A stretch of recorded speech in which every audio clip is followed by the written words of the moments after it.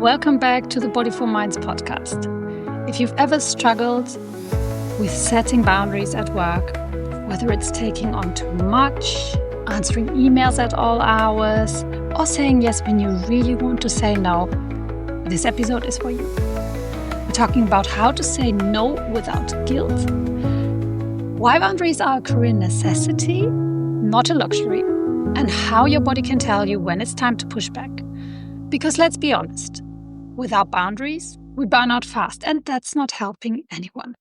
So let's start with the big myth that setting boundaries at work is a privilege, something you only do if you're in a position of power, if you're the manager, the CEO. But here's the truth.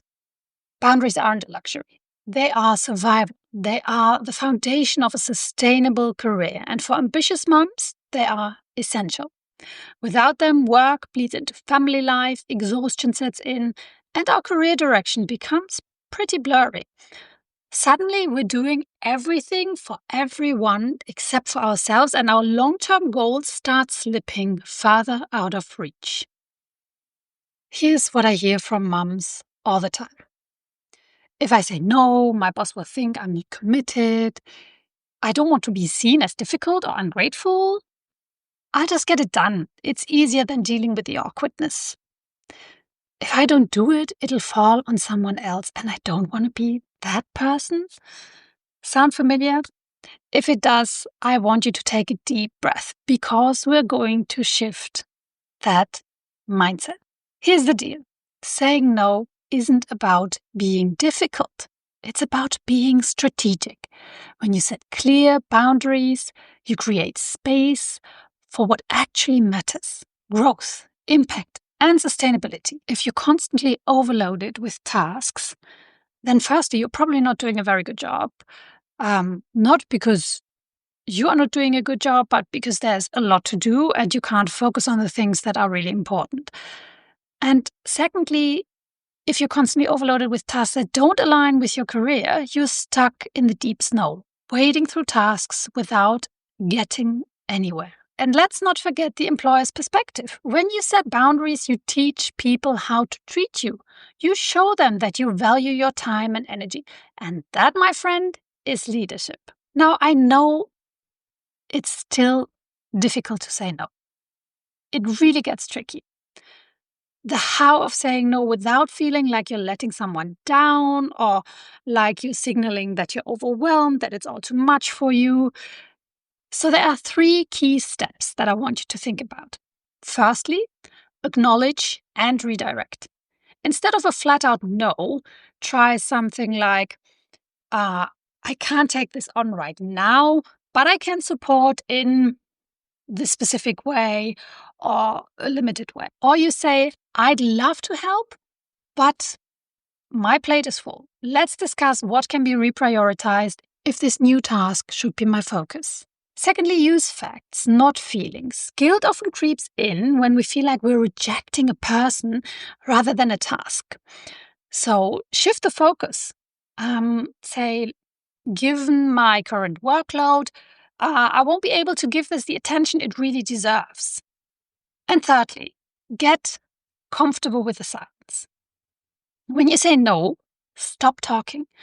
Don't over-explain. Don't get defensive. Don't justify. Just let it land.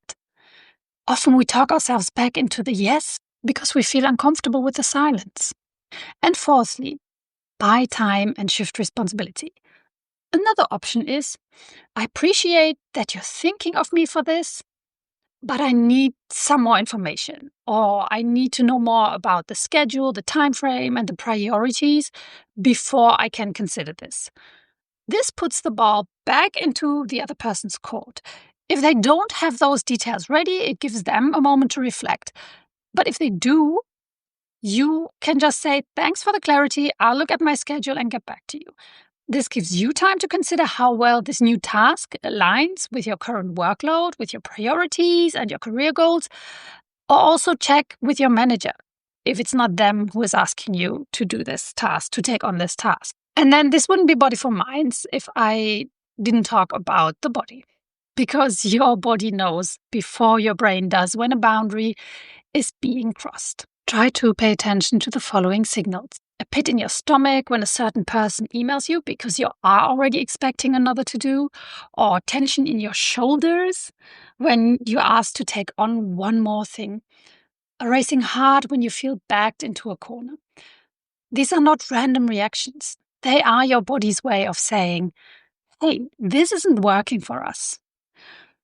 So instead of pushing through, pause, take a deep breath, check in. Your body is telling you where a boundary is needed. And then look at what really aligns. Does this task align? Or is it just an add-on? Can this be postponed? Or does it have to be immediately? And what else needs to go there? So, Mama, as you go into your work week, or whenever you're listening to this, I want you to practice one thing.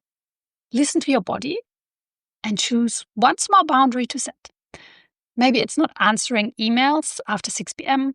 Maybe it's saying, let me get back to you, instead of immediately saying yes.